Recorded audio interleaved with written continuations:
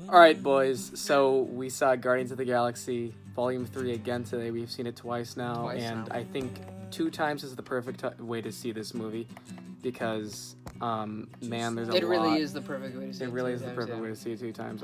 The next time I'll see it is when it comes out on digital or Disney Plus or whatever.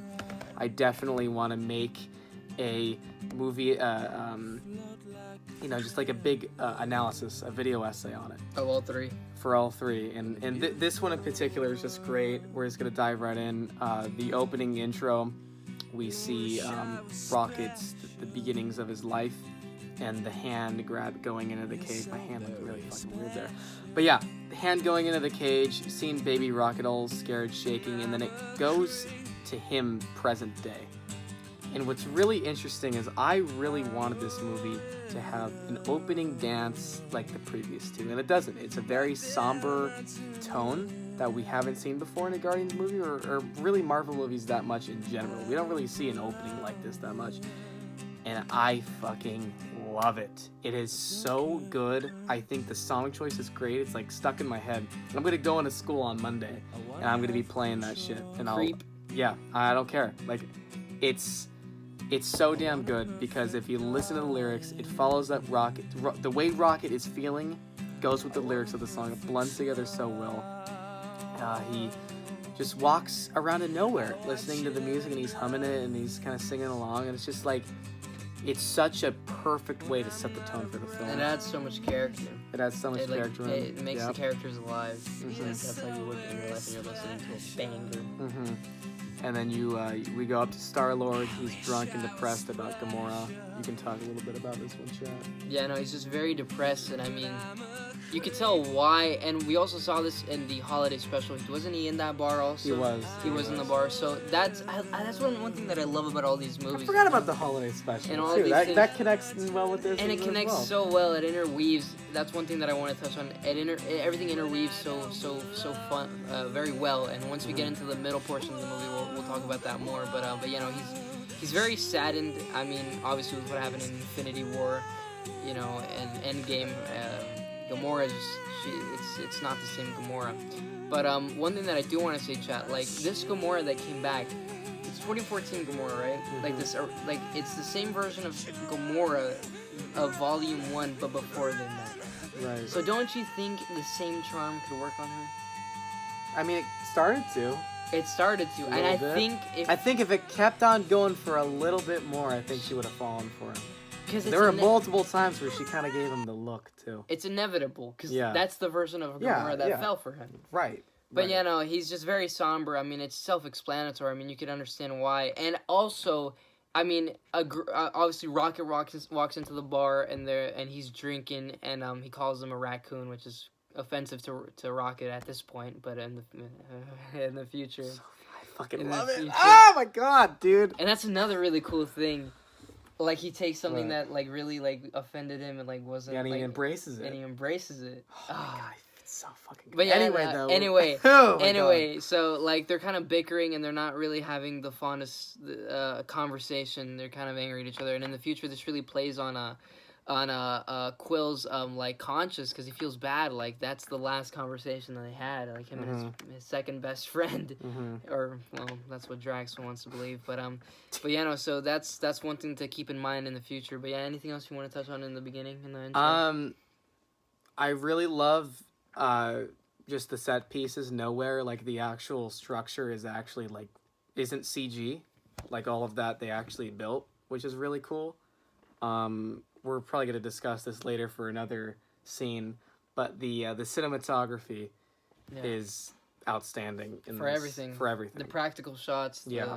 You everything. could tell there's a lot of practical makeup and effects and Yeah, that's one thing Yeah. that I liked. They didn't rely. They relied obviously. Obviously, like it's a space obviously movie. It's they a- relied yeah. a lot on CG.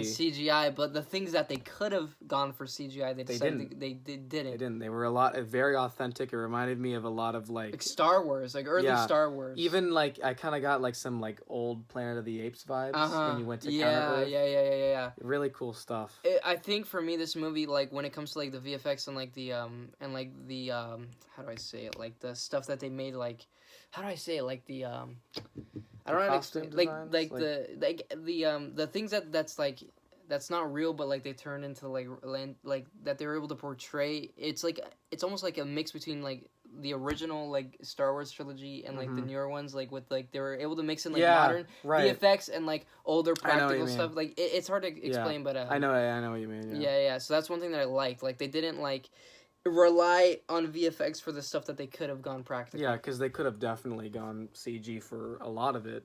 Almost all even of it. nowhere, like those are real buildings. Like that's fucking awesome. They could have gone. They could have gone CGI for a lot of things that they didn't have to. But Howard the Duck was real. Yeah. Anyway, though, moving on to the middle portion, kind of right when things start to go for a wrong turn. All right, so now we're moving into the middle portion. So we're moving into the middle portion. This is sort of like the ending of the beginning, and we get introduced to Adam Warlock, who got teased in the second movie. He comes in, and like Gio said, did you mention like the intro was super somber and everything? Very somber, and it just cranks it up to 100. Especially once Adam. I'll say this for how much of a little role Adam Warlock played. He had a pretty cool intro, like a cool. They definitely the way they introduced showed his power and said you don't want to fuck with this guy. The way they introduced him was very cool. I mean, he nearly killed Drax and Rocket, like a lot of Rocket nearly killed Rocket. He was the whole reason why they had to go on this mission because of Adam Warlock, because he yeah. And I like how he was very powerful and was able to dominate a lot of like the weaker characters, but I also like how he wasn't super overpowered. Yes. Drax held his own. Drax held his own. He did obviously like end up like getting his ass beat, but he was able to hold his own for a while. For the first half of the fight, Drax was kind of hauling ass. And that's cool. I like that, and that goes into a point that I want to bring up. A lot of the characters that are pretty underutilized. Some would say are underutilized. Some would say pointless. This movie, they really stepped it up. Give everyone a purpose. They really stepped it up, and I'm really happy about that. Even Kraglin. Like it's crazy. It's really crazy. We'll get to those. I want to talk about it all at once, but we'll get to those moments. But everyone really gets a purpose. Everyone has a cool moment. Literally every single one. Yeah. It's crazy. But yeah. Anyways, Adam Warlock comes in, nearly kills Drax. And then this is when Nebula steps in and helps. Well, actually, no, we got to touch on Rocket. Obviously, Adam Warlock came for Rocket because of the batteries. The, what are they called? The, Anulax batteries. The Anulax batteries. I accidentally turned this on. That's fine, chat. Does it turn off on its own? It's fine. It'll turn off. Hopefully it'll work. We'll leave this in and I'll put a George Lucas meme. Alright, chat. Anyways, Adam Warlock came in for Rocket because he stole the batteries in the second one.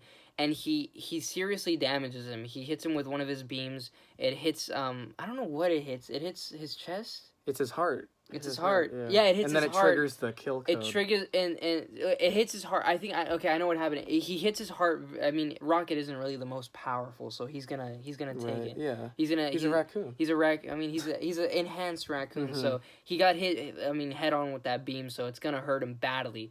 And they try and use the med pack on him, and that's what triggers the kill switch in his heart that was put there by the high evolutionary, and so that's not good. And then Adam Warlock gets into a fight with Drax, nearly kills Drax. And then Nebula comes in and has that really cool moment where she stabs him. And then Adam Warlock just takes off. And then, that leads into the big plot of the movie. Big plot, trying to save Rocket. Main plot, trying to save Rocket. And that leads them to, I forget what it's called. His flashbacks. We could dive into that right now. Is this when he has his first flashback? That's his first flashback, is like the first time he gets hit. What's his first flashback? Is it him? It's him. I know what it is. I'll just say it. Just say it. So, first Rocket flashback, and this is something that was touched on a lot in the trailers, but it's him first kind of being experimented on by the High Evolutionary, and his first words are hurts. It's so fucking brutal. I could tear up thinking about it. It's just we both own dogs. It's just like this little guy. He's all just shaking, and his head is shaved bald. There's a tattoo on him, the 89P13. Because they did surgery on his brain. Yeah, and it's just it's so sad. Especially because we both own dogs. Yeah, I love animals, and it's just This made me love animals more. Yeah, it's really sad. He says he's hurt. He needs help. He meets his new friends, Lila the Otter, Teefs, the walrus, Floor. and Floor, The rabbit. bunny rabbit thing.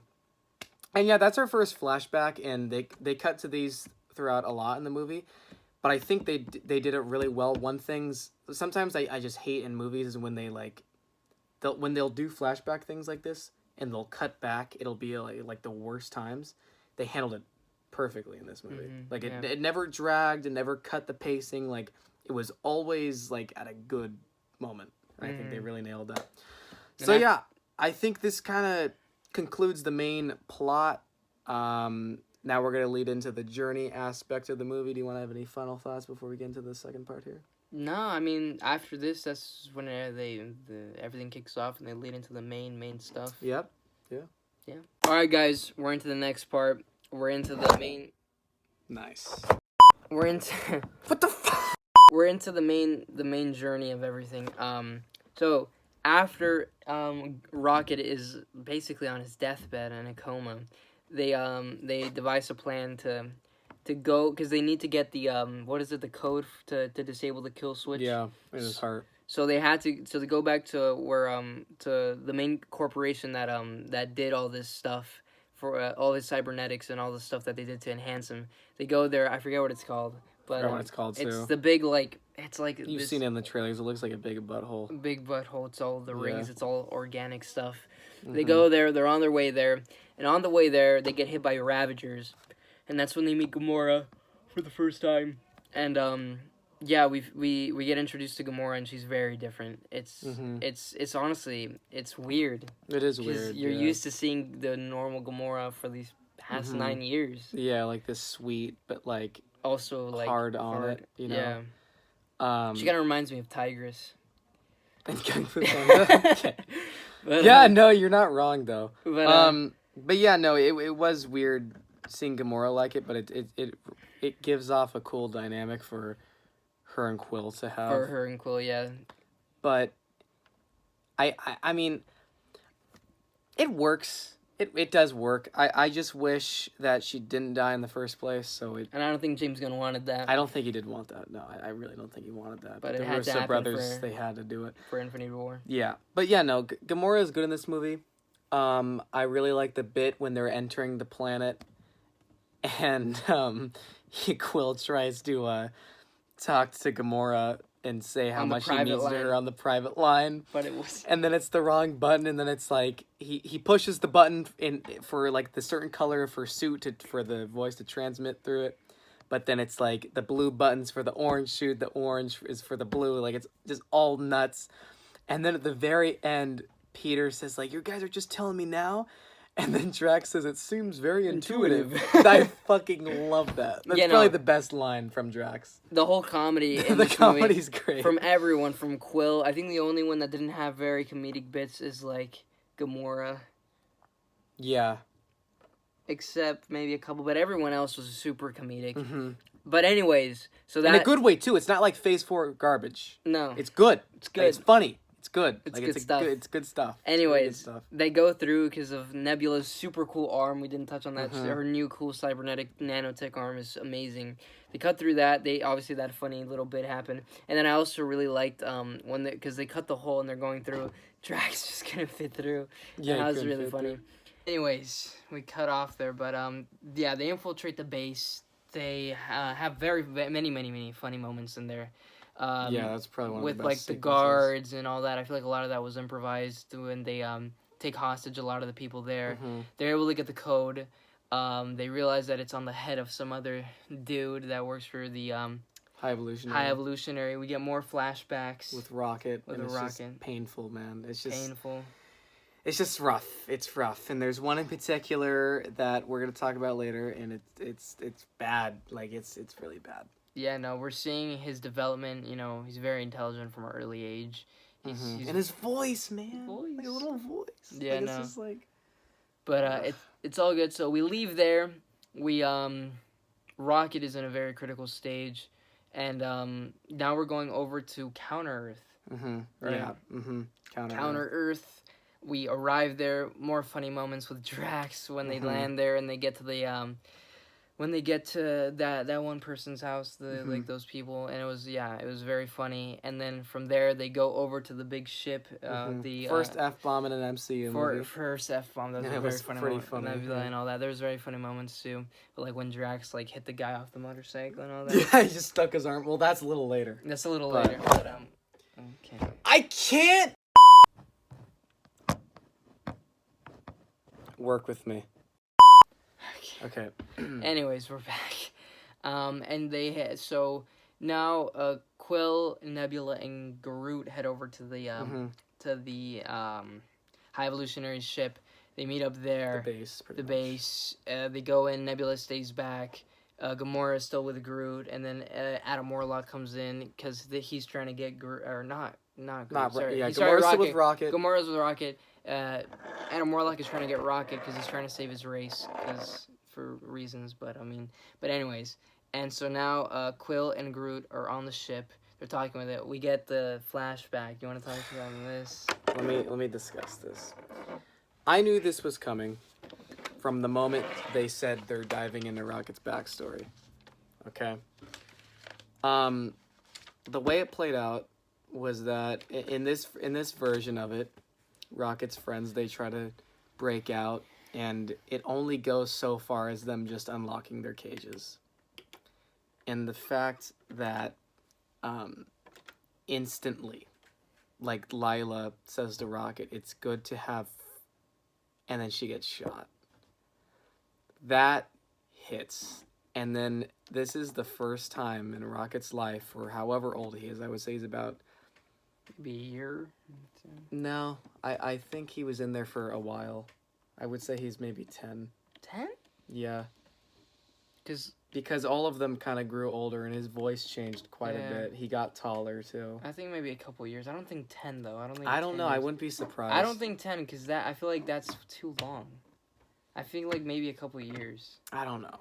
Anyway, though, if this is just like a normal like... Ah!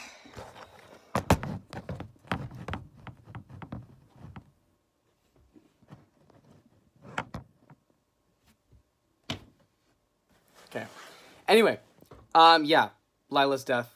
It's really sad. It's heartbreaking to see a character that I love go through his past and to see something just tragic happen to him. It's really sad, and that scream that he yells out is so painful. It made me tear up. And then Rocket's so focused on Lila being dead that he isn't worried. He's just focusing on that so much. He shoots the other guards. He turns around and he sees Teefs and Floor dead on the floor. Yeah, they both die. They all die. They all die. Except for Rocket. And he has to break out and go on his own Mm-hmm. and fly off. And then eventually, obviously, he would meet Groot and all that. But that's really the first family he ever had. And this even makes his arc as a character even better, too, because he found this new family with the Guardians and he had to give up The old so family. much in his life. But it all turned out for the good.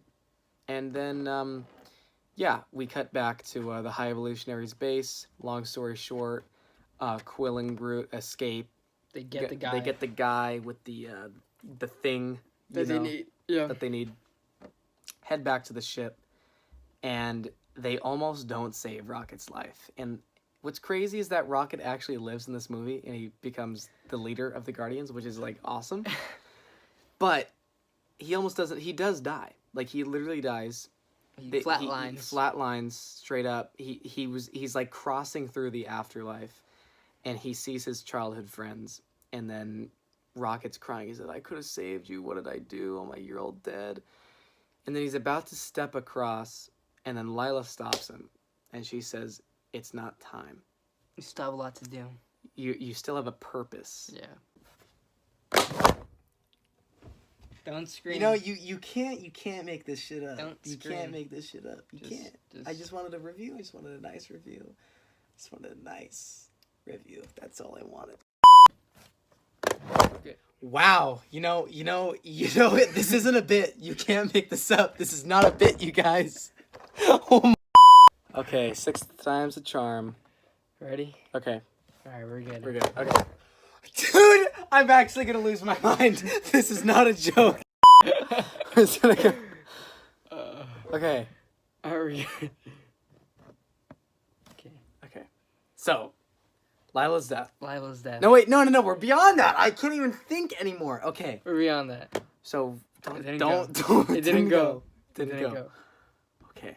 So, Rocket literally dies, crosses over the afterlife. It's not time yet, Lila says. And then, And he goes back. No, we can't say that. You remember, Lila, my beloved raccoon, this story has been about you all along. That was That's James Gunn. Beautiful. Love letter. That was James Gunn. Yeah, it was all James Gunn talking through Lila. Yep. But anyways, he lives, and That was so nice when they all hugged. yeah, they all hugged, and then Groot. And then when Rocket came on the comm and Nebula heard his voice and she started to cry. That was good. That was good. Hallway scene. The hallway scene. So anyways. Oh, baby. So they're trying to save them all. They get out of their cells. Mantis is able to tame these beasts, and From they all Volume 2. from Volume 2, the main beast, and they all reunite. And No Sleep Till Brooklyn No plays. Sleep Till Brooklyn plays in that hallway scene. Best fight scene I think, in the whole movie for sure. in the whole movie, the whole trilogy, definitely. Yeah. Definitely. It was great. I loved it. It's my definitely favorite scene. top 3 Marvel battles. It's my favorite scene. No Sleep Till Brooklyn. Drax opens the door and then it's on. It's on. It's so freaking cool. It's all one shot. It's all amazing. one shot. It all It's pans down the hallway amazing. like so perfectly. It's great. And like even some of the shots like sync up with the music too. Yeah, it's It perfectly was shot. oh my god, it was so perfectly Anyways, we done. get through that, and then we get to the we get to like where anyways, throughout all this is happening, the celestial head nowhere comes in. It's really cool. It's a spaceship. Kraglin pilots it. Kraglin pirates it. They blow up the they start shooting at the high evolutionary ship. The kids are escaping, and Rocket goes in to save the to animals. save the animals, and he sees the cage of the raccoons. Where he was from, I'll discuss it. He sees the cage of raccoons, and he looks in it, and he sees himself through there, and he frees them with the card, with the key he made to try to free Teefs, Lila, and Floor. All those years ago, He still kept it with him to remind himself about that, and he uses that key to save his species, really, in that little cage. And he swipes the card, he looks at them, and then he looks to the right, and he sees species raccoon. or common name raccoon.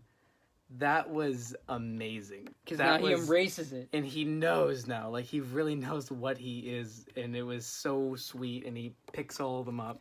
Takes every single in one this of them. moment, I thought This moment, I thought he was gonna like shot in the back or something. The crazy. same thing that happened to Lila, I thought was gonna happen to Rocket. So he was walking out, and then the High Evolutionary comes and he just starts throwing them all over the room. With his powers all over the room. And I'm thinking you like, can talk about this. I'm thinking like they can't.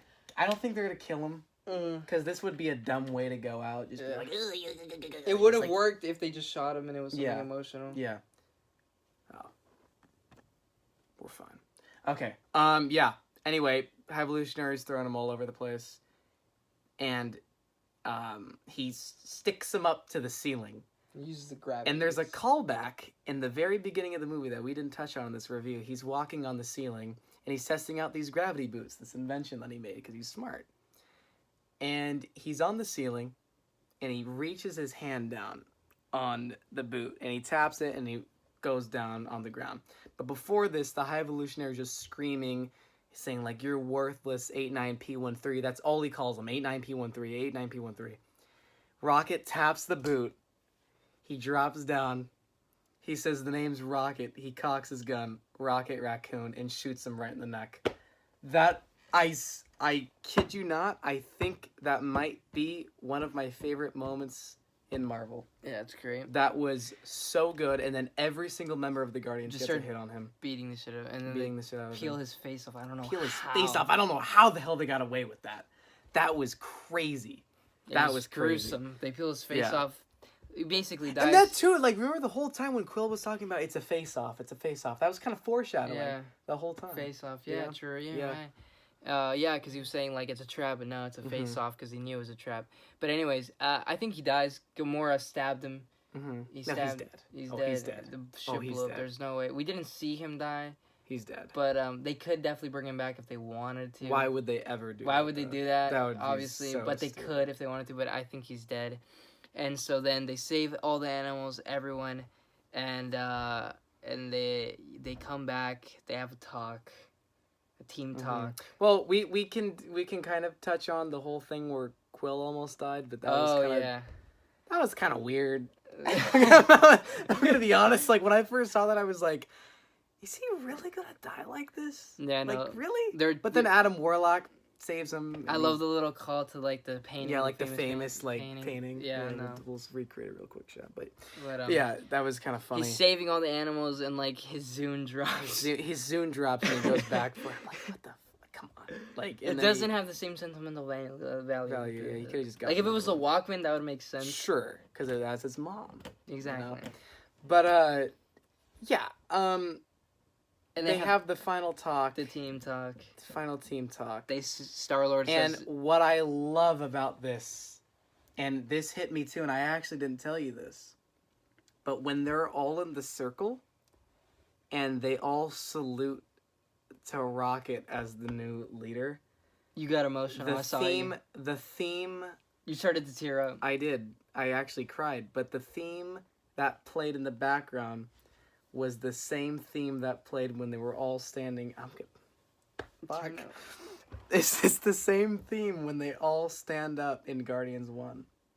It's the same. I don't know if you caught on it, did you? Yeah.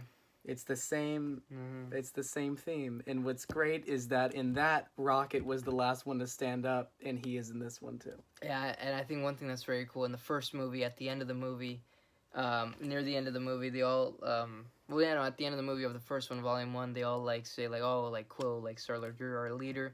And now at the end of this one, now they're all It's saying, Rocket. you're our leader. So And that's very throughout cool. all these movies, Rocket, that's all Rocket's wanted was to be respected. And be the leader. And Now he is. now he is. He earned it. He earned it. And the final kick in the balls for me was when they all look at each other. And Groot says, I love you guys. Like, literally just says, I love you guys. Well, he said, I am Groot. You can interpret it any way you want, but on screen, we saw Groot say, I love you guys. Actually, no, I that was saw, amazing. if you read his lips, it doesn't, it's like short, it's as if he's saying, I am Groot, but like, it's just, I don't know. But anyways, you can He interpret said it. He said, I love you guys, regardless of in the anything. I am Groot language, though. But like now that we're part of the team, we can all understand him. We're taking this all in. We are the Guardians. We are the Guardians. We understand him now. But anyways, before that, they all say that they're splitting up. Quill is going to Earth. He's gonna swim now. Mhm. Mantis, what is Mantis doing? Just to find herself, pretty much. Some bullshit. She go like backpacking through Europe. Yeah, with her beasts. With her beasts. And what else? Gamora, obviously she's gone. That honestly, what really didn't get me emotionally, which just left me kind of sad, was the fact that Quill and Gamora it's done. It's just the way it ended. It's just very sad. They were the best MCU couple. What tops it? You got Cap and Peggy. You got Pepper and Tony. I don't think it tops it. Nah. No. I don't know. I think it's a great, but I think Cap and Peggy's like the best in my opinion. Because it ended. The end dance is. I love the happy endings, chat, and like that's literally gone through the entire saga. So that is. But true. anyways, we're going off topic. We're going off topic. That's off topic. That's tonight. That's tonight. Okay, but anyways, but yeah, no, that left me really sad the way it ended. But it's realistic. That's probably how it would go. Mm-hmm. But yeah, they all split up. Drax and Nebula are now staying there, the protectors of nowhere. Not necessarily guardians. They're just but there. They kind of just like run the town. Yeah. Nebula's gonna be the leader of the town, and I like how in the beginning, like, oh, Nebula should be the leader. Because I feel like Nebula would also be a good leader. That's why I feel like Nebula was. I feel like Rocket considers that.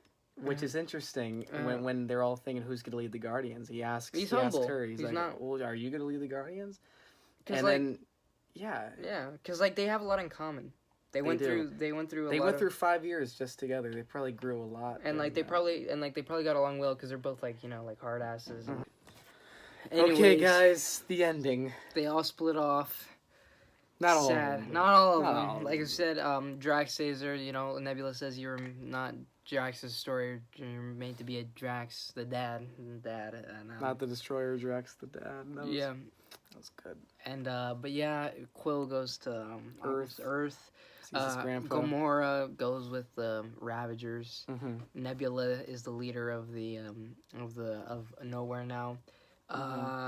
Mantis goes off. Drax stays. Rocket is the leader of the Guardians. Groot is still alongside Groot, Kraglin, Cosmo, Adam Warlock, and a new character from one of the girls. with the little Asian girl Yeah. from the Yeah. Asians. And Gosh, damn it! No! just anyways, the ending. Oh my god. The ending was great. This made me tear up twice when I saw it in theaters. Okay, so what's interesting is, I'm going to tell the viewers this. I teared up first viewing 3 times. Or twice. Three or 2 times. 3 times, I think. Oh, it was mainly Rocket's backstory. Rocket stuff But I don't know what it was for this one. for my last viewing of the movie. You teared up like 4 times. I teared up 4 times and cried. Well, I teared up 3 times, fully cried once. Like, actually, like a bitch, okay? There was the point when Groot says, I love you guys. I love you when guys. they're having the team talk. Yeah. And when Teary eyes. And when they're saluting Rocket, it's like almost there. It's almost there. And then when Dog Days. I'm getting there. Almost there. And then when they're playing the classic Guardians music, it's almost there. Building up slowly. And then Rocket has the Zune. And he plays Dog Days. What's it called again? I'm drawing a blank. I'm getting like Dog Days are over. Dog Days are over.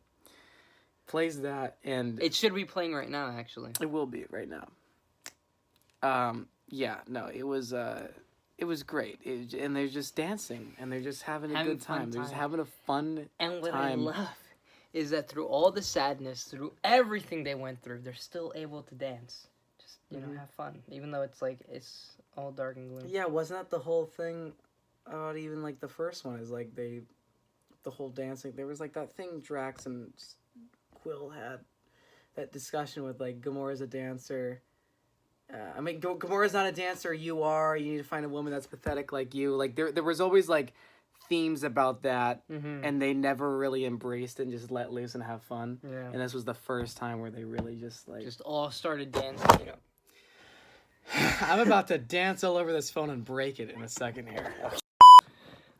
Anyway, guys, this movie's phenomenal. It is the best movie since Endgame. It ends, the post-credit scene ends with Rocket leading a new team of Guardians, like we just mentioned.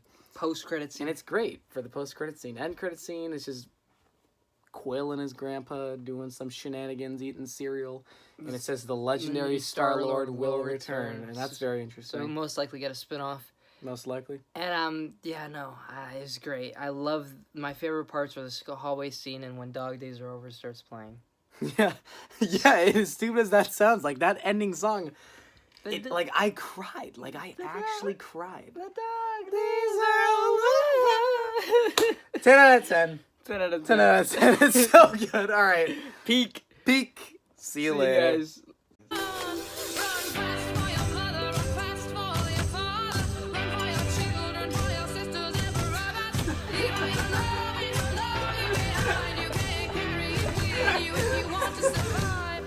Go see it, it's peak.